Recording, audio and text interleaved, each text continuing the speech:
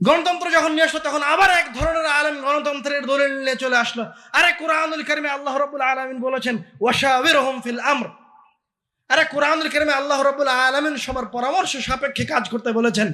গণতন্ত্র তো সবচেয়ে উত্তম ব্যবস্থা রব্বুল আলামিনের এই কালামকে বাস্তবায়নের জন্য। এই জায়গায় সবাই তার নিজের আদর্শকে বাস্তবায়নের জন্য, নিজের নেতাকে নির্বাচন করার জন্য সবাই ভোট দিতে পারে। তো এর চাইতে কি ভালো কোনো ব্যবস্থা হতে পারে? দীর্ঘ প্রায় 50 বছর পর 2024 সালে যখন আন্দোলন হলো, এই যারা আন্দোলন করলো তারাও তো আসলে অবগত নয় তাদের নিজের ইতিহাস সম্পর্কে, তারাও অবগত নয় আসলে 71-এ কি হয়েছিল, তারাও অবগত নয় 47-এ কি হয়েছিল, তারাও জানে না আসলে কলোনিয়াল সিস্টেম কি, তারাও জানে না যে আসলে উপনিবেশ সিস্টেমের আওতায় তারা এখনো আছে, তারা এখনো গোলাম। তারাও লিল্লাহে তাকবীর আল্লাহু আকবার বলে দেশ তো জয় করলো, কিন্তু ক্ষমতা কাদের হাতে চলে গেল? আবার সেকুলারদের হাতে চলে গেল। কিন্তু তোমার মতো একজন সেকুলার নারীকে হিন্দু স্পর্শ করে, তোমার মতো একজন সেকুলার নারীকে খ্রিস্টান ভোগ করে, তোমার মতো একজন সেকুলার নারীকে যে পয়সায় ভোগ করে, কিন্তু এই টেন্টের ভিতরে থাকা, বোরখার ভিতরে থাকা একজন মুসলিম নারীকে কেউ স্পর্শ করতে পারে? এই বর্তমান শতাব্দীতে কোনো মানুষ নিজেকে প্রভু বলে দাবি করেনি, এ কথাটা ঠিক, কিন্তু এমন এক মতবাদের উদ্ভাবন হয়েছে যারা রব্বুল আলামিনের কালামকে সাইডে রেখে দিয়ে, রব্বুল আলামিনের কালামকে পাশে রেখে দিয়ে বলে যে এখন সংবিধান আমরা লিখব, রব্বুল আলামিনের কালাম পুরাতন হয়ে গেছে। নাউজুবিল্লাহ। এবং এমন এক মতবাদের আবির্ভাব হয়েছে যারা মনে করে যে ধর্ম এবং রাষ্ট্র, ধর্ম এবং জীবন দুইটি আলাদা জিনিস। আপনি মনে হয় এখনো স্পষ্ট হতে পারেননি। এখনই আপনাদের সামনে এসে দাঁড়িয়ে বলছে যে আমরা ইসলামী রাষ্ট্র কায়েম করব, আমরা তোমাদেরকে ইসলামের যাবতীয় অধিকার দিয়ে দিব, আমরা তোমাদের জন্য ইসলামের প্রত্যেকটা বিধানকে কার্যকর করব। 10 মিনিট পরে টকশোতে গিয়ে একজন মহিলার সাথে বসে গল্প করছে, সারাদিন সুদ নেয়, মানুষের সাথে অন্যায় করে, ন্যায় বিচার প্রতিষ্ঠা করে না, আবার ওই সুদের অর্থ অন্যায় ভাবে অর্জিত অর্থ নিয়ে গিয়ে হজ করতে চলে যায় পরের দিন। বেহায়া হয়ে মানুষের সামনে নাচে, নাম তার মুসলমান, যখনই কাবা ঘরের দিকে ইবাদতের জন্য যায় তখন সে বিশাল বড় আবায়া পড়ে নেয়, কালো হিজাব দিয়ে নিজের শরীরকে ঢেকে নেয়, দিয়ে বলে আমি মুসলমান। এই যে পয়জন মানুষের ভিতরে ঢুকেছে, এই যে ভাইরাস আজকে মুসলিম উম্মার ভিতরে প্রবেশ করেছে, এই যে মুসলিম উম্মাহের একটা দল, একটা ফেরকা, একদল মানুষ এটা মনে করেছে যে আমার ইবাদতের জায়গা হচ্ছে কাবা ঘর, আমার ইবাদতের জায়গা হচ্ছে মসজিদ, আমার ইবাদতের জায়গা হচ্ছে রমজান মাস, আমার ইবাদতের সময় হচ্ছে তাহাজ্জুদের সালাত, আর বাকি আমার যে জীবন আছে, আমার অফিস, আমার আদালত, আমার বিচার ব্যবস্থা, এগুলো সব রব্বুল আলামিনের ইবাদতের বাইরে। যারা এই বিভাজন সৃষ্টি করেছে এরা সবাই এক পয়জনে, এক ভাইরাসে আক্রান্ত। সেই ভাইরাসকে ইংরেজিতে বলা হয় সেকুলারিজম, এই ভাইরাসকে আরবিতে বলা হয় লাদিনিয়া, এই ভাইরাসকে আরবিতে বলা হয় আল আলমানিয়া। এই ভাইরাসের বাংলা অর্থ হচ্ছে ধর্ম নিরপেক্ষতাবাদ, এই ভাইরাসের বাংলা অর্থ হচ্ছে ধর্মহীনতা, এই ভাইরাসের বাংলা অর্থ হচ্ছে ধর্মবিহীন কর্মজীবন।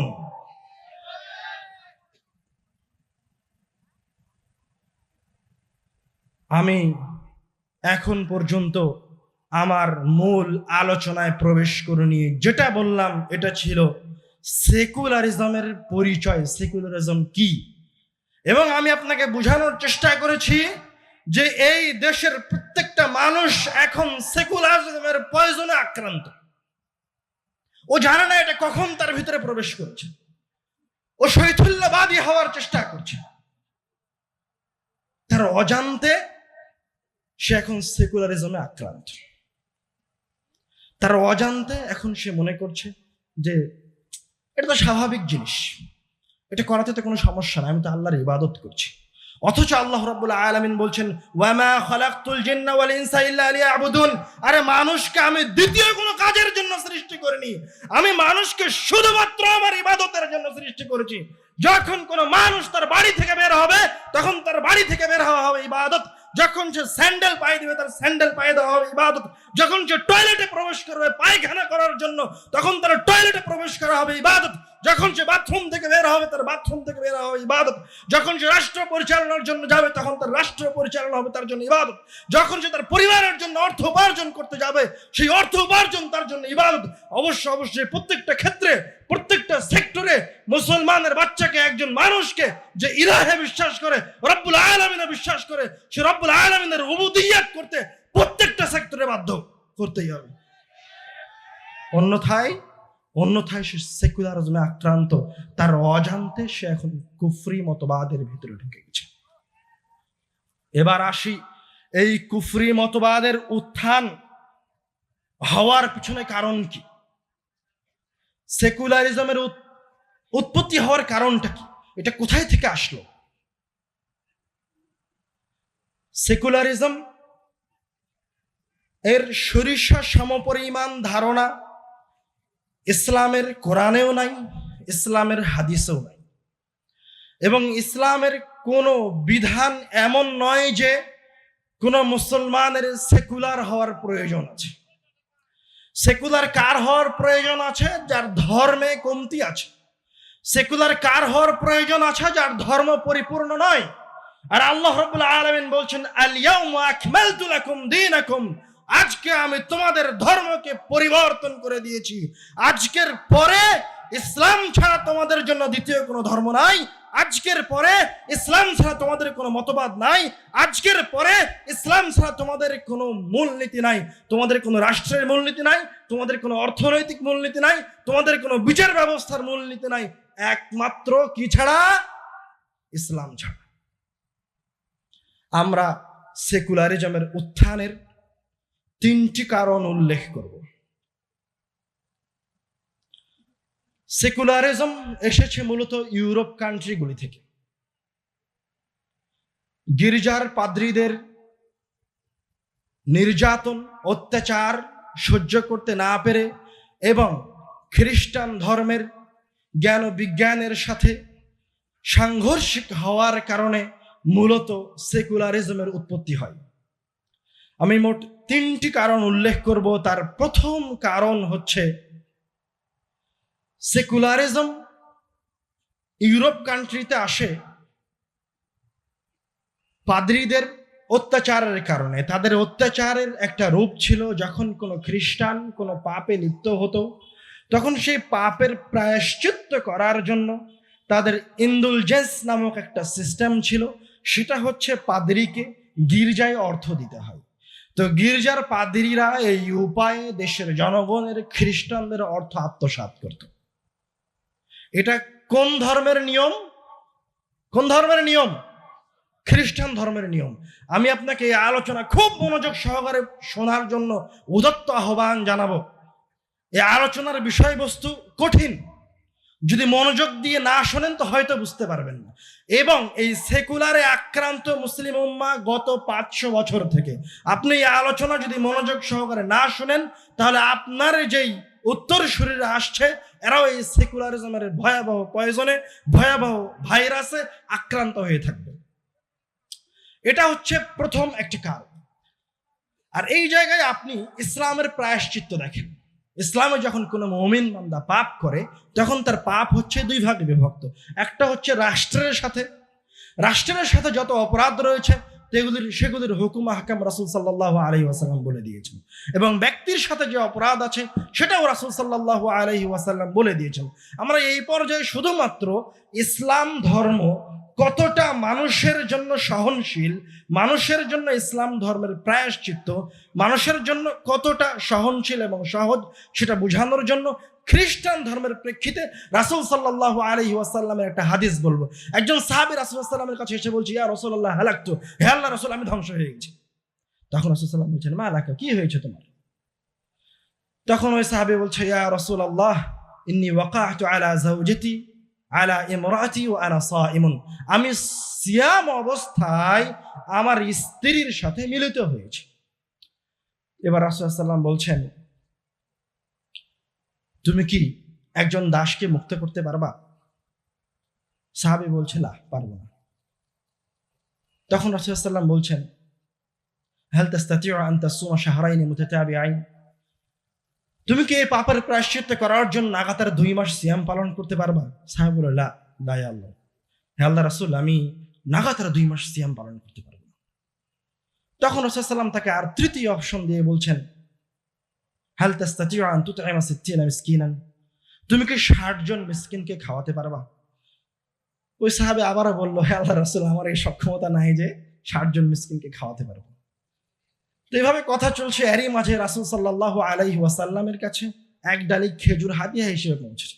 তখন রাসূল সাল্লাল্লাহু আলাইহি ওয়াসাল্লাম বলছে, আইনা সাইল, মানে একটু আগে যে আমার কাছে এই পাপের প্রায়শ্চিত্তের জন্য খুঁজছিল, যার কাছে কোনো কিছুর সক্ষমতা ছিল না, এই পাপের প্রায়শ্চিত্ত করার সক্ষমতা ছিল না, ওই ব্যক্তিটা কোথায়? তখন বলছে, আনা, হে আল্লাহর রাসূল, এই যে আমি।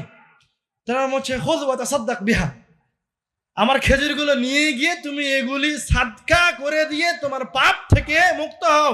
দেখেন, ইসলাম ধর্মের একজন গুরু তার শীর্ষকে, ইসলাম ধর্মের রাসূল তার সাহাবীকে নিজের সম্পদ দিয়ে বলছে, তার নিজের সম্পদ দিয়ে বলছে, এগুলো তুমি আর একজনকে দাও, দিয়ে তোমার পাপগুলিকে ক্ষমা করে নাও। সুবহানাল্লাহ। আর অন্য ধর্মের গুরুরা কি বলে, আমাকে টাকাটা দাও, আমার পকেটে ঢোকাই। এই হাদিস এখানে শেষ হয়নি, আরো মজার কথা আছে। এবারকার ওই রাসূল সাল্লাল্লাহু আলাইহি ওয়াসাল্লাম জিজ্ঞাসা করছে, হে আল্লাহর রাসূল, এই খেজুর কি আমি আমার চাইতে বেশি দরিদ্র, আমার চাইতে যে দরিদ্র তার কাছে তাকে দিব? তারপরে তার কথাটা আমি আপনাদেরকে শোনাই। ফাওয়াল্লাহি মা বাইনা লাবাতাইহা আহলা বাইতিন আফকারা মিন আহলা বাইতি। হে আল্লাহর রাসূল, এই মদিনার উত্তর থেকে দক্ষিণে, পূর্ব থেকে পশ্চিমে যত পরিবার আছে, যত মানুষ বসবাস করে, এই পুরো মদিনার ভিতরে সবচেয়ে গরিব পরিবার হচ্ছে আমার পরিবার। ফাদাহাকা রাসূলুল্লাহ সাল্লাল্লাহু আলাইহি ওয়াসাল্লাম, রাসূলুল্লাহ সাল্লাল্লাহু আলাইহি ওয়াসাল্লাম তখন জোরে হেসে উঠলেন, দিয়ে বলছে, ঠিক আছে, তুমি এই খেজুর নিয়ে গিয়ে তোমার পরিবারকে খাও। সুবহানাল্লাহ। মানে ইসলামের বিধিবিধান, প্রত্যেকটা বিধিবিধান যেই মানুষ পাপ করেছে তার অবস্থার উপর ভিত্তি করে। কথা কি বুঝতে পারেননি?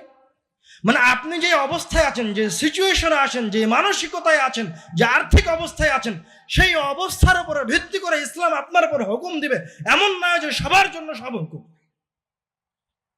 ইসলাম হচ্ছে ন্যায় পরায়ণতার ধর্ম। এটা গেল আমাদের প্রথম পয়েন্ট। দ্বিতীয় পয়েন্টে আসি। দ্বিতীয় পয়েন্ট হচ্ছে নারী নির্যাতন। খ্রিস্টান ধর্মে তাদের বাইবেল অনুযায়ী নারীরা অনিষ্টের কারণ।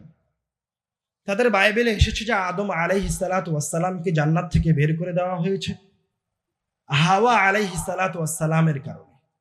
তো মহিলারা হচ্ছে শয়তান, মহিলারা হচ্ছে অনিষ্টের কারণ। এই কারণে আপনি দেখবেন গির্জার যারা পাদ্রী তারা মেয়েদের সাথে বিবাহ বন্ধনে আবদ্ধ হয় না, কেননা মেয়ের সাথে যদি বিবাহ করে তাহলে তার উপর শয়তান আসর করবে, সে শয়তানে প্ররোচিত হবে, নাউজুবিল্লাহ। কিন্তু তারা ঠিকই মেয়েদেরকে অন্যায়ভাবে ভোগ করে, ঠিকই মহিলাদের উপর নির্যাতন চালায়, এবং এই নির্যাতন ছিল ওই সময় 1000 শতাব্দীর আগে ছিল এই নির্যাতন খুবই ভয়াবহ, এবং এটা অন্যতম একটা কারণ সেকুলারিজমের উত্থানে। এবার আমরা ইসলামে নারীর কাছে আসি। আল্লাহ রাব্বুল আলামিন নারীর বিষয়ে বলছেন সূরা বাকারার 187 নম্বর আয়াতে, হুন্না লিবাসুল লাকুম ওয়া আনতুম লিবাসুল লাহুন। দেখেন নারীর মর্যাদা ইসলামে কত উপরে। আরে নারী হচ্ছে তোমাদের জন্য পোশাকের মতো, আর তোমরা হচ্ছে নারীর জন্য পোশাকের মতো। এর চাইতে কঠিন আয়াত আল্লাহ রাব্বুল আলামিন সূরা নিসার 19 নম্বর আয়াতে বলছেন, ওয়াশিরুহুন্না বিল মারুফ। হে পুরুষেরা, তোমরা নারীর সাথে সুন্দর আচরণ করো। ফাইন কারিহতুমুহুন্না, তোমরা যদি নারীদেরকে অপছন্দ করো, ফাসা আন তাকরাহু শাইআন ওয়া ইয়াজআলাল্লাহু ফীহি খায়রান কাসীরা, তাহলে এমন হতে পারে যে তুমি এমন একজন নারীকে অপছন্দ করছো যার মাঝে আল্লাহ রাব্বুল আলামিন খায়রান কাসীরা, অসংখ্য কল্যাণ রেখেছে। সুবহানাল্লাহ। কোরআনুল কারীমে কোথাও বলা নাই যে একজন পুরুষের মাঝে অসংখ্য কল্যাণ আছে। কার মাঝে আছে অসংখ্য কল্যাণ? নারীর মাঝে আছে। আর এক আয়াতে আল্লাহ রাব্বুল আলামিন বলছেন, وأنكحوا الأيام منكم والصالحين من عبادكم وإمائكم। আরে তোমাদের মাঝে যারা অবিবাহিত আছে, সৎ পুরুষ আছে, দাস দাসী আছে, ওদেরকে বিবাহ দিয়ে দাও। ইন ইয়াকুনু ফুকারা ইউগনিহিমুল্লাহ, এরা যদি ফকিরও হয় ইউগনিহিমুল্লাহ মিন ফাদলিহ, তাহলে একজন মেয়ে হোক দরিদ্র, একজন পুরুষ দরিদ্র, যখন বিবাহ বন্ধনে আবদ্ধ হবে, একজন মেয়ে মুমিন, একজন পুরুষ মুমিন যখন বিবাহ বন্ধনে রব্বুল আলামিনের বিধান অনুযায়ী একত্রিত হবে, রব্বুল আলামিন তাদেরকে ধনী করে দেবে। সুবহানাল্লাহ। মানে ইসলাম একজন মহিলার ভিতরে কি রেখেছে? কল্যাণ রেখেছে। আল্লাহ রাব্বুল আলামিন একজন পুরুষকে মহিলার সাথে সংযুক্ত হতে বলেছেন। আল্লাহ রাব্বুল আলামিন মহিলাকে পুরুষের পোশাক স্বরূপ হিসেবে বলেছেন। সুবহানাল্লাহ। কোথায় অন্যান্য ধর্মে নারীদের মর্যাদা আর কোথায় ইসলাম ধর্মে নারীদের মর্যাদা? এটা হচ্ছে সেকুলারিজম উত্থানের দ্বিতীয় কারণ। আপনারা কিন্তু প্রত্যেকটা পয়েন্ট খুব ভালোভাবে নোট করার চেষ্টা করবেন এবং মনে রাখার চেষ্টা করবেন।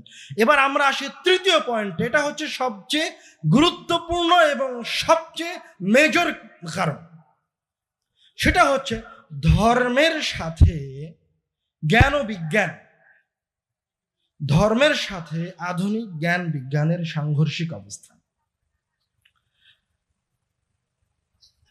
খ্রিস্টান রাষ্ট্রগুলিতে, ইউরোপ বিশ্বে তাদের মানুষেরা মূলত গির্জার অধীনস্থ ছিল। সেগুলি ছিল পাদ্রীদের অধীনে। পাদ্রীরা যেই হুকুম দিত, যেইভাবে বিধান বাস্তবায়ন করত, সেইভাবে সেগুলি বাস্তবায়ন হতো। যখনই জ্ঞান ও বিজ্ঞানের আবির্ভাব হতে শুরু করে, ইউরোপিয়ানরা জ্ঞান বিজ্ঞান নিয়ে চর্চা করতে শুরু করে, তখন এই জ্ঞান বিজ্ঞান তাদের বাইবেলের দৃষ্টিভঙ্গিতে, তাদের পাদ্রীদের নিকটে এই জ্ঞান ও বিজ্ঞান হচ্ছে, এই আধুনিক বিজ্ঞান হচ্ছে কুফরি। তখন এই পাদ্রীরা এই বিজ্ঞানীদেরকে কাউকে ফাঁসি দেয়, কাউকে আগুনে জ্বালায়, নানান ধরনের শাস্তির সম্মুখীন করে। আমি এর মাঝে দুই একজনের শাস্তির কথা উল্লেখ করব। একজন হচ্ছে গ্যালিলিও, আপনি অনেকেই তার নাম শুনেছে এবং চিনে। সে একটা থিওরি উত্থাপন করেছিল, সেটা হচ্ছে সূর্যকে কেন্দ্র করে পৃথিবী ঘুরে। যখন সে এই থিওরি উপস্থাপন করে ইউরোপিয়ানদের সামনে, তখন পাদ্রীরা বলে এ ধর্মদ্রোহী, একে জেলে ঢুকাও, ওকে জেলে দিয়ে দেওয়া হয়। আর একজন বিজ্ঞানী জিওর্দানো ব্রুনো, সে বলে মহাকাশে অসংখ্য তারকারাজি আছে, গ্রহ উপগ্রহ আছে। তখন পাদ্রীরা বলে এ কুফরি করেছে, এবং তার এই মতবাদের কারণে তারা তাকে আগুনে জ্বালিয়ে, জীবন্ত আগুনে জ্বালিয়ে হত্যা করে। হাইপেশিয়া একজন নারী বিজ্ঞানী, খ্রিস্টানরা তাকে জনসম্মুখে মারতে মারতে মেরে ফেলে। তো খ্রিস্টান ধর্ম সরাসরি ছিল বিজ্ঞান বিরোধী। তো যখন তাদের ধর্ম বিজ্ঞান বিরোধী, তখন তাদের প্রয়োজন দেখা দিল যে যদি বিজ্ঞান নিয়ে আসার প্রয়োজন হয়, তাহলে অবশ্যই এই ধর্মকে একটা গণ্ডির মাঝে নিয়ে আসতে হবে, একটা বক্সের মাঝে নিয়ে এসে ওকে আটকিয়ে দিতে হবে, এবং যে অঙ্গ প্রত্যঙ্গগুলি জ্ঞান বিজ্ঞানের সাথে জড়িত সেগুলিকে কেটে ফেলে দিতে হবে। এটা হচ্ছে তাদের ঠিক।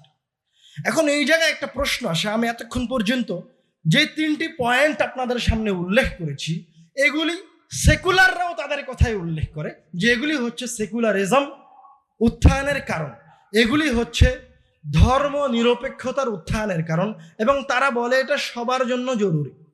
কিন্তু এই জায়গায় তারা একটা জিনিসকে লুকায়, একটা জিনিসকে তারা লুকায়িত রাখে। সেই জিনিসটা কি?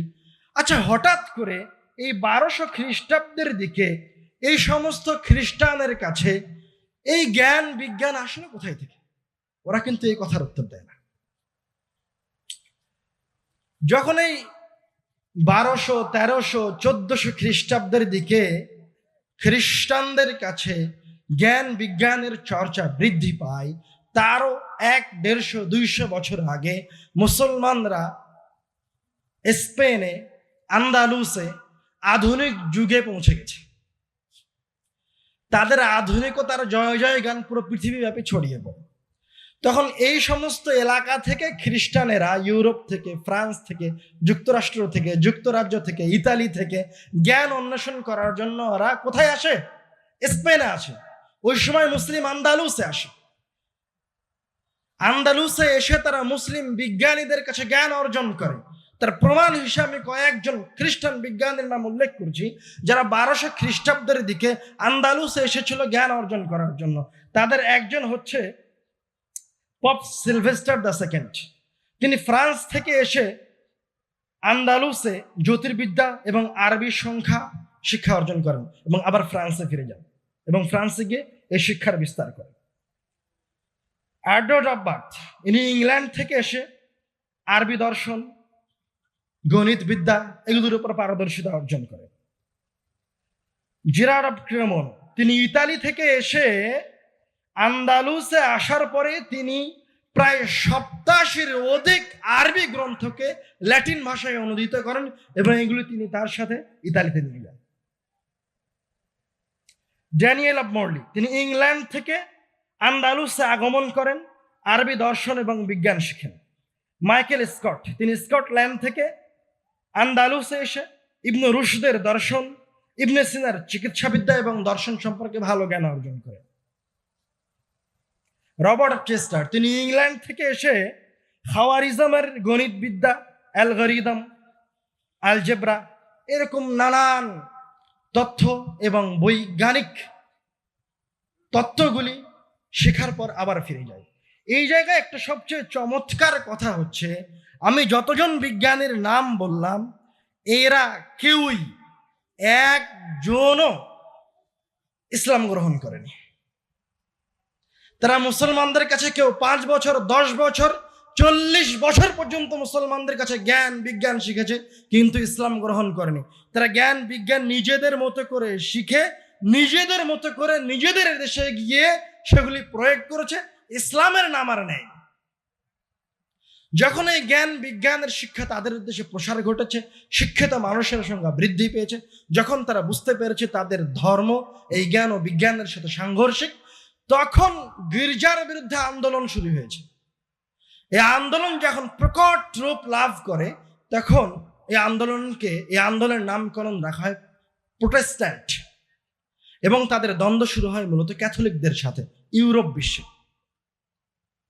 এক সময় গিয়ে তারা এই আন্দোলনে সফলতা অর্জন করে এবং হাজার হাজার মানুষকে তারা এই আন্দোলন করতে গিয়ে হত্যা করে, হাজার হাজার খ্রিস্টানকে, তাদের ধর্মের মানুষকে তারা হত্যা করে দিয়ে সেকুলারের সূচনা হয়।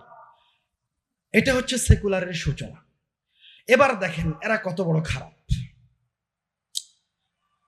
যখন তারা জ্ঞান বিজ্ঞানে প্রায় সমৃদ্ধ হওয়ার পথে, তখন তারা যাদের কাছে জ্ঞান বিজ্ঞানের শিক্ষা অর্জন করেছিল, যাদের কাছে স্পেনে এসে জ্ঞান শিখেছিল, 1500 শতাব্দীতে এসে তারা একত্রিত হয়ে ওই স্পেনের উপর হামলা করে। ওই স্পেনের উপর হামলা করে শত শত মুসলিম বিজ্ঞানীকে নির্মম ভাবে হত্যা করে। শত শত মুসলিম বিজ্ঞানী নয়, হাজার হাজার মুসলমানকে তারা মসজিদের ভিতরে তালাবদ্ধ করে আগুন জ্বালিয়ে দেয়। তারা কোনো মুসলমান ইসলাম ধর্মের নামে কোনো ব্যক্তি জীবিত থাকবে, কোনো ব্যক্তি যেন ইসলাম ধর্মের নামে জীবিত না থাকতে পারে, এই ফরমান তারা রাষ্ট্রীয়ভাবে জারি করে। হয় এখান থেকে বের হয়ে যেতে হবে, অথবা তার সৈন্যরা তাদেরকে হত্যা করবে, অথবা তাদেরকে খ্রিস্টান অথবা ইহুদি ধর্মেতে রূপান্তরিত হতে হবে। যখন খ্রিস্টানরা জ্ঞান বিজ্ঞানের এই লোভ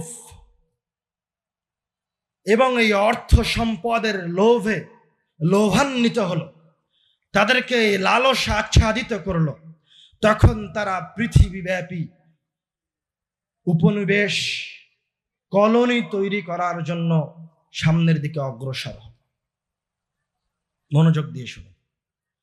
এই 1500 শতাব্দী থেকে শুরু হলো কলোনিয়াল সিস্টেম, উপনিবেশ প্রতিষ্ঠা। এই উপনিবেশ কারা প্রতিষ্ঠা করছে? সেকুলাররা, সেকুলার খ্রিস্টানরা। উপনিবেশ কারা প্রতিষ্ঠা করছে? সেকুলার খ্রিস্টানরা। তারা কোন দেশ থেকে এসেছে?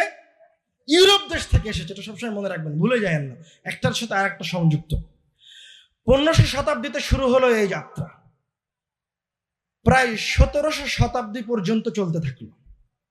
এশিয়া, আফ্রিকা, পৃথিবীর অধিকাংশ অঞ্চল তারা তাদের এই কলোনিয়াল সিস্টেমের আওতাভুক্ত করবে। 1800 শতাব্দীতে গিয়ে যারা এই কলোনিয়াল সিস্টেমের ভিতরে ঢুকে গেছিল, যারা তাদের ফাঁদে পড়ে গেছিল, তাদের শোষণ এবং নির্যাতন সহ্য না করতে পেরে 1800 শতাব্দীর দিকে গিয়ে এই অঞ্চলের মানুষগুলি, এশিয়ার মানুষ, আফ্রিকার মানুষ, আরব বিশ্বের মানুষ বিদ্রোহ শুরু করলো। বিদ্রোহ কেমন? বিদ্রোহ হচ্ছে ওই যে আমাদের ব্রিটিশ বিরোধী আন্দোলন, এরকম বিদ্রোহ আফ্রিকাতে শুরু হলো, এশিয়াতে শুরু হলো, সারা বিশ্বব্যাপী শুরু হলো। মানুষ তাদের কাছে যে অস্ত্র আছে, বাড়িতে যেগুলো আছে, কোদাল, বাড়িতে যে হাসা আছে, ওগুলো নিয়ে যুদ্ধে নেমে পড়লো। তিতুমিরের মতো বাঁশের কেল্লা বানালো অস্ত্রের সামনে, গুলির সামনে, কামানের সামনে যুদ্ধ করার জন্য। যখন তারা এটা বুঝে গেল যে এই স্বৈরা শাসন আর টিকবে না, তখন এরা এবার একটা সংঘ, এরা এবার একটা বুদ্ধিবৃত্তিক যুদ্ধের দিকে সামনে এগিয়ে গেল। আর একটা সংঘ আবিষ্কার করলো 1945 সালে। তার নাম কি জানেন? জাতিসংঘ। আশ্চর্য মনে হচ্ছে শুনে। এই জাতিসংঘ কারা আবিষ্কার করে? যারা এই পৃথিবীব্যাপী কলোনিয়াল সিস্টেম করেছিল, যারা এই পৃথিবীব্যাপী স্বৈরা শাসন করেছিল, যারা 1500 শতাব্দী থেকে নিয়ে শুরু করে 1900 শতাব্দী পর্যন্ত প্রায় 10 থেকে 13 কোটি মানুষকে হত্যা করেছিল, তারাই আবার শান্তি প্রতিষ্ঠা করার জন্য জাতিসংঘ নিয়ে আসলো। এই জাতিসংঘের মূল যে 5টা দেশ ছিল তারা হচ্ছে যুক্তরাষ্ট্র, যুক্তরাজ্য, ফ্রান্স, সোভিয়েত ইউনিয়ন, চীন। তারা এবার তোমাদেরকে কি করবে? শান্তি দিবে। শান্তি দেওয়ার সিস্টেম কি? এটা হচ্ছে তাদের একটা বুদ্ধিবৃত্তিক লড়াই। তারা এই উপনিবেশ রাষ্ট্রগুলিকে ছোট ছোট রাষ্ট্রে খণ্ডন করলো, যাতে করে তারা এই ছোট ছোট রাষ্ট্রগুলির উপর তাদের প্রভাব টিকিয়ে রাখতে পারে। এবং এই জায়গায় তারা এই যে কয়েক শতাব্দীতে যে সমস্ত সেকুলারদেরকে তৈরি করতে পেরেছিল, মুসলিম সেকুলারদেরকে তৈরি করতে পেরেছিল, তাদেরকে তারা মূলত এই সমস্ত দায়িত্বগুলি অর্পণ করল। এবং আপনি শুনলে আশ্চর্য হবেন যে পাক ভারতের কথা আপনারা জানেন। আরো আশ্চর্যকর বিষয় হলো, এই পুরো আরব বিশ্বের মানুষের ভাষা এক, সবাই আরবিতে কথা বলে। এই পুরো আরব বিশ্বের মানুষের ধর্ম এক, সবাই ইসলাম ধর্মের অনুসারী। এই পুরো আরব বিশ্বের মানুষের সংস্কৃতি এক, কিন্তু এই আরব বিশ্বকে তারা 22টি ভাগে বিভক্ত করল। মিশর, Iraq, Saudi Arab, Lebanon, Syria, Jordan, Libya, Sudan, Tunisia, Morocco, Algeria, Yemen, দক্ষিণ Yemen, Kuwait, Bahrain, Qatar, Oman, সংযুক্ত আরব আমিরাত, মরিতানিয়া, সোমালিয়া, পুরো আরব বিশ্বকে 22টি ভাগে বিভক্ত করা হলো ধীরে ধীরে, স্বাধীনতার নাম। এবার তারা আমাদেরকে স্বাধীনতা দিচ্ছে। এবং এই স্বাধীন রাষ্ট্র গঠন করার সময় যারা তাদের অনুগত ছিল, যারা তাদের সাথে চুক্তিবদ্ধ ছিল, তাদেরকে তারা দায়িত্বশীল হিসেবে নিযুক্ত করল। আমরাও এই পাক ভারতে ব্রিটিশ আন্দোলন করার সময় একসাথে স্লোগান দিয়েছিলাম, তেরা মেরা রিশতা কিয়া লা ইলাহা ইল্লাল্লাহ। আরে আমার তোমার সম্পর্ক কি? লা ইলাহা ইল্লাল্লাহ। এই স্লোগান দিয়ে মুসলমানরা যুদ্ধ করেছে, মুসলমানরা নিহত হয়েছে, কিন্তু ফায়দা কারা নিয়ে গেছে? আবার সেকুলাররা নিয়ে গেছে। কারণ ওই সময় ক্ষমতায় যাদের হাতে বন্টন করা হয়েছে তারা ছিল সেকুলার। 47 সালে পাকিস্তান, 1947 পাকিস্তান আর ভারত বিভক্ত হলো, মোট 3 খণ্ডে বিভক্ত হলো। তারপর 1971 এসে বাংলাদেশ হলো, আর আপনার ভারত হলো, পাকিস্তান হলো। তো বাংলাদেশের মানুষ যখন 71 সালে আবার যুদ্ধ করলো, তখনও তারা লিল্লাহে তাকবীর আল্লাহু আকবার বলে যুদ্ধ নেমেছিল। মারা গেছে কে? মুসলমানই মারা গেছে। আবার ফায়দা কে নিয়ে গেল? সেকুলাররা নিয়ে গেল, যারা ভারতের সাথে সম্পর্ক রাখত। আবার দীর্ঘ প্রায় 50 বছর পর 2024 সালে যখন আন্দোলন হলো, এই যারা আন্দোলন করলো তারাও তো আসলে অবগত নয় তাদের নিজের ইতিহাস সম্পর্কে, তারাও অবগত নয় আসলে 71 কি হয়েছিল, তারাও অবগত নয় 47 কি হয়েছিল, তারাও জানে না আসলে কলোনিয়াল সিস্টেম কি, তারাও জানে না যে আসলে উপনিবেশ সিস্টেমের আওতায় তারা এখনো আছে, তারা এখনো গোলাম। তারাও লিল্লাহে তাকবীর আল্লাহু আকবার বলে দেশ তো জয় করলো, কিন্তু ক্ষমতা কাদের হাতে চলে গেল? আবার সেকুলারদের হাতে চলে গেল। আচ্ছা, এই জায়গায় আসলে সেকুলাররা বারবার ক্ষমতা নিয়ে যাচ্ছে কিভাবে? তারা তো মুসলমান। এই জায়গায় সেকুলার একটা পন্থা অবলম্বন করে। ওই যে আমি বললাম তারা যারা তাদের ফেভারে থাকে তাদেরকে তারা দায়িত্ব দেয়, এবং তারা হচ্ছে ওই সমস্ত মুসলমান, ওই সমস্ত মুমিন ব্যক্তি যখনই যেই সময় যেই প্রেক্ষাপট আসে ওই প্রেক্ষাপট অনুযায়ী তারা কোরআনুল কারীম থেকে দলিল বের করে, রাসূলের জীবন থেকে দলিল বের করে, তারপরে আপনার সাহাবীদের জীবন থেকে দলিল বের করে। যেমন যখন সমাজতন্ত্র এসেছে তখন তারা রাসূল সাল্লাল্লাহু আলাইহি ওয়াসাল্লামের জীবন থেকে দলিল দিয়েছে। সমাজতন্ত্র বুঝেন তো আপনারা? সমাজতন্ত্র হচ্ছে সব নাগরিক সমান, সবার মাঝে সমানভাবে অর্থ বন্টন করা হবে, এর নাম হচ্ছে সমাজতন্ত্র সংক্ষিপ্ত আকারে। তো যখন সমাজতন্ত্র আসলো তখন এই সমস্ত মুসলিম মুনাফিক আলেমেরা সমাজতন্ত্রের ফতোয়া নিয়ে আসলো রাসূলের জীবন থেকে। আরে রাসূল যখন মারা গেছে তখন তার সম্পদ তার ওয়ারিসদের দেওয়া হয়নি, এই যে সমাজতন্ত্রের দলিল পাওয়া গেছে। আর আবু বকর রাদিয়াল্লাহু তাআলা আনহু যখন খেলাফতে এসেছে তখন তার যতটুকু অর্থ তার দৈনিক প্রয়োজন খাওয়ার এবং থাকার জন্য ততটুকু অর্থ বায়তুল মাল থেকে আবু বকর রাদিয়াল্লাহু তাআলা আনহুকে দেওয়া হয়েছে। এই যে আপনার এই যে এবার সমাজতন্ত্রের দলিল পাওয়া গেছে, এরা হচ্ছে টাটকা শয়তান একটা। তারপরে যখন সমাজতন্ত্র বাতিল হয়ে গেল, চললো না, টিকলো না, তখন গণতন্ত্র তারা নিয়ে আসলো। গণতন্ত্র যখন নিয়ে আসলো তখন আবার এক ধরনের আলেম গণতন্ত্রের দলিল নিয়ে চলে আসলো। আরে কোরআনুল কারীমে আল্লাহ রাব্বুল আলামিন বলেছেন ওয়াশাবিরহুম ফিল আমর। আরে কোরআনুল কারীমে আল্লাহ রাব্বুল আলামিন সবার পরামর্শ সাপেক্ষে কাজ করতে বলেছেন। গণতন্ত্র তো সবচেয়ে উত্তম ব্যবস্থা রব্বুল আলামিনের এই কালামকে বাস্তবায়নের জন্য। এই জায়গায় সবাই তার নিজের আদর্শকে বাস্তবায়নের জন্য, নিজের নেতাকে নির্বাচন করার জন্য সবাই ভোট দিতে পারে। তো এর চাইতে কি ভালো কোনো ব্যবস্থা হতে পারে? এদের পরিচয় আমি আপনাদেরকে আরো স্পষ্ট করে বলি।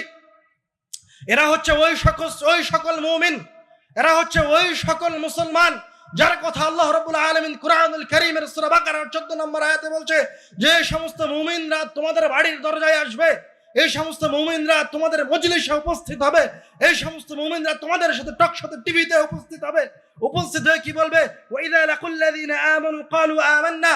যখন তারা মুসলমানদের সাথে সাক্ষাৎ করবে তখন তারা বলবে আরে আমরা তো ঈমান আনয়ন করেছি। ওয়াইদা খালাউ ইলা শায়াতিনহিম।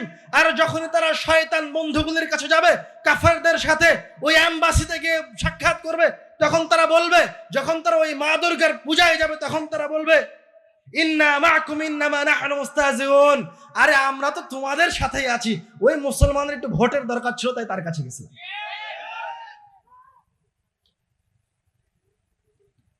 জেনে রাখেন, সেকুলারিজম কোনো স্বতন্ত্র বা মানুষের উপকারের জন্য আসেনি। সেকুলার হচ্ছে নিজেই একটা মতবাদ। সেকুলারিজম নিজেই এমন একটা সিস্টেম যার নিচে এই সমস্ত গণতন্ত্র, সমাজতন্ত্র, লিবারিজম এগুলোকে তারা বিভিন্ন সময় বিভিন্নভাবে নিয়ে এসেছে। যে মানুষকে বোঝানোর চেষ্টা করেছে যে আমরা তোমাদের জন্য ফ্রিডম বাস্তবায়ন করতে চাই, আমরা তোমাদের জন্য তোমাদের ধর্মকে বাস্তবায়ন করতে চাই। সময় অলরেডি শেষ হয়ে গেছে। এই জায়গায় আল্লাহ রাব্বুল আলামিনের অসংখ্য আয়াত আছে, রাসূল সাল্লাল্লাহু আলাইহি ওয়াসাল্লামের অসংখ্য হাদিস আছে। আমি ওই দিকে না গিয়ে ইসলামী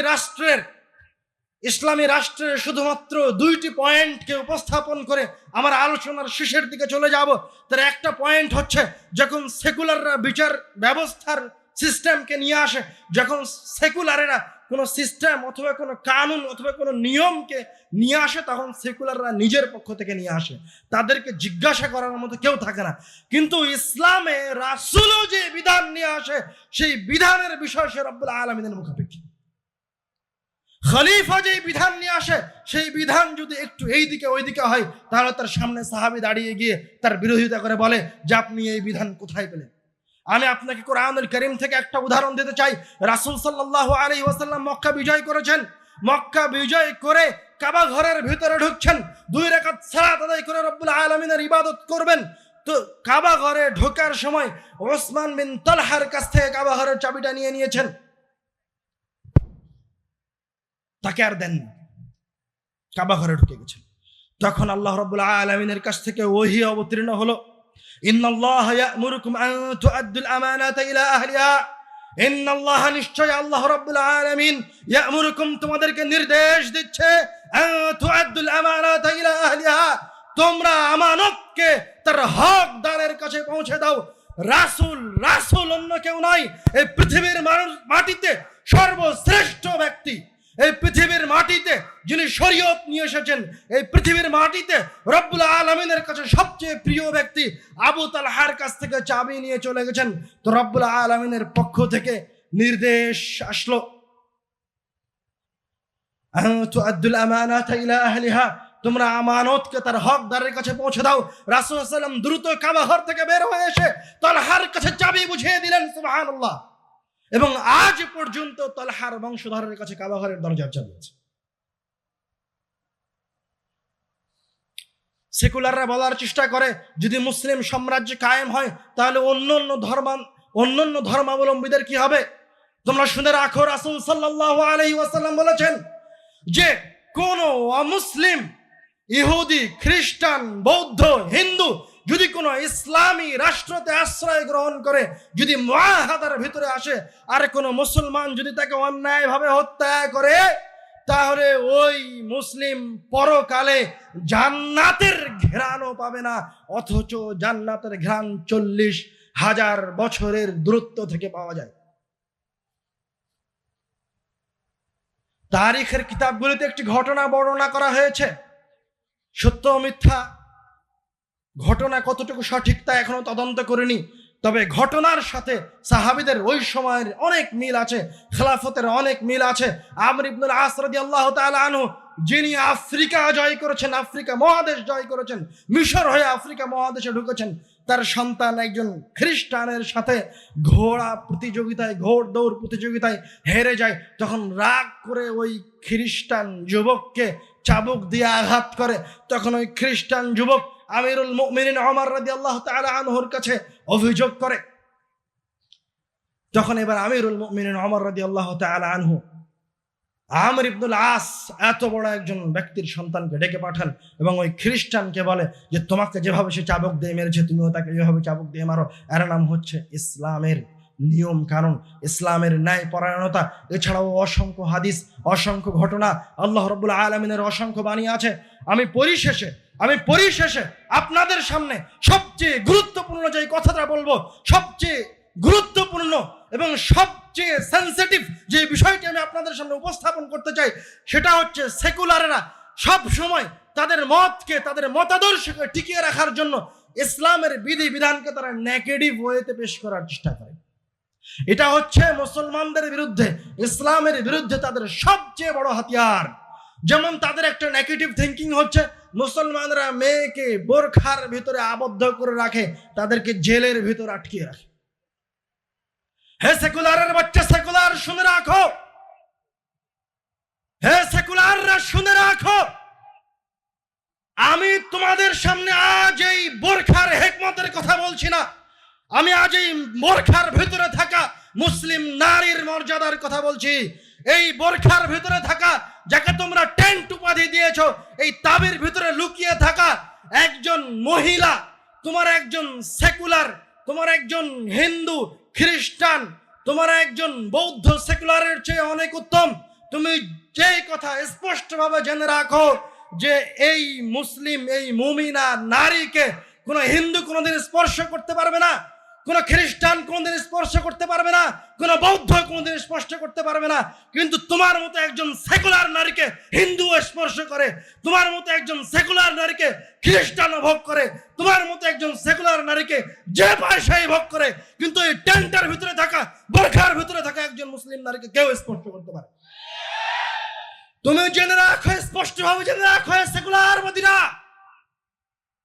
যেই মুসলিম নারী, যেই ইমানদার নারী বোরখা পরিহিত অবস্থায় থাকে, সে রব্বুল আলামিনের দ্বীনের উপর অটল থাকে, তাকে কোনো মুসলিম যুবক স্পর্শ করতে পারে না যতক্ষণ পর্যন্ত না ওই মুসলিম যুবক তার বাপের কাছে যায়, ওই বাপ ওই মেয়ের কাছে অনুমতি প্রার্থনা করে, তারপর তারা একটা মজলিসে ঐক্যবদ্ধ হয়, বিবাহের আকদ সম্পূর্ণ করে রব্বুল আলামিনের প্রশংসা এবং রাসূল সাল্লাল্লাহু আলাইহি ওয়াসাল্লামের দরুদের মাধ্যমে, এবং ওই পুরুষ ছেলে ওই মুমিন নারীকে ততক্ষণ পর্যন্ত স্পর্শ করতে পারে না যতক্ষণ পর্যন্ত না তার মোহর আদায় করছে।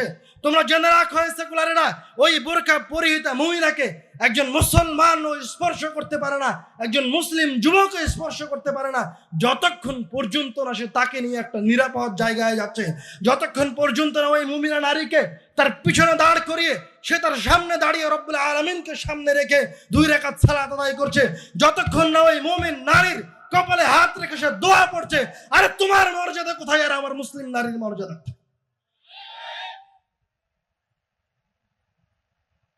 তুমি সেকুলার নারী, তুমি শুনে রাখো, তুমি হচ্ছে ওই কুকুরের মতো, ওই কুকুরের মতো, তুমি ওই কুকুরের মতো যে কুকুর 2টা রাস্তায় কোনো প্রকার আকদ ছাড়া, কোনো প্রকার পরামর্শ ছাড়া, কোনো প্রকার বিবাহ বন্ধনের নিয়ম কানুন ছাড়া মিলিত হয়।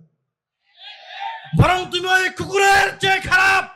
ওই কুকুর অন্য গ্রামের কুকুরের সাথে মিলিত হয় না, ওই তার নিজের পাড়ার কুকুরের সাথে মিলিত হয়। এবং আমি সেকুলারদের উদ্দেশ্যে আবারও স্মরণ করিয়ে দিতে চাই, আমার রাসূলকে মক্কার কুরাইশেরা বলেছিল, তোমাকে আমাদের নেতা করা হবে, যত সম্পদ চাও তত সম্পদ দেওয়া হবে, তুমি যত নারী চাও তত নারী প্রদান করা হবে, তুমি শুধু আমাদের ইলাহকে গালি দিও না, তুমি শুধু আমার ইলাহের বিষয়ে কটু কথা বলিও না। রাসূল সাল্লাল্লাহু আলাইহি ওয়াসাল্লাম তাদের সাথে সরিষা সমপরিমাণ কম্প্রোমাইজ করেনি। তারা রাসূল সাল্লাল্লাহু আলাইহি ওয়াসাল্লামকে বহুভাবে কষ্ট দিয়েছে, তারা রাসূলের উপর পাথর নিক্ষেপ করেছে, তারা রাসূলের মাথার উপর উটের ভড়িকে চাপিয়ে দিয়েছে, তারা রাসূল সাল্লাল্লাহু আলাইহি ওয়াসাল্লামকে রক্তাক্ত করেছে। রাসূল সাল্লাল্লাহু আলাইহি ওয়াসাল্লাম আল্লাহ রাব্বুল আলামিনের উলুহিয়াতের সাথে এক সরিষা সমপরিমাণ কম্প্রোমাইজ করেনি। তোমরা জেনে রাখো, এই রাসূলের অনুসারীরা যতদিন পর্যন্ত বেঁচে থাকবে ততদিন পর্যন্ত এই সেকুলারের সাথে এক সরিষা সমপরিমাণ কম্প্রোমাইজ করবে না। বেলাল রাদিয়াল্লাহু তাআলা আনহুকে উত্তপ্ত বালুর উপর শুইয়ে রাখা হয়েছে, তার বুকের ওপর পাথর চাপিয়ে দেওয়া হয়েছে, দুর্বল হয়ে গিয়ে বেলাল শুধু আহাদ আহাদ করছে। আম্মার রাদিয়াল্লাহু তাআলা আনহুর পিতাকে হত্যা করা হয়েছে নির্যাতন করতে করতে। আম্মার রাদিয়াল্লাহু তাআলা আনহুর মাতা সুমাইয়াকে নির্যাতন করতে করতে বর্ষার আঘাতে হত্যা করা হয়েছে। আম্মার রাদিয়াল্লাহু তাআলা আনহুকে নির্যাতন করতে করতে অজ্ঞান করে ফেলা হয়েছে। আম্মার রাদিয়াল্লাহু তাআলা আনহু তার দ্বীন পরিত্যাগ করেনি। তোমরা জেনে রাখো, যারা রাসূলের অনুসরণ করে তারা কোনোদিন তাদের দ্বীন পরিত্যাগ করবে না ইনশাআল্লাহ।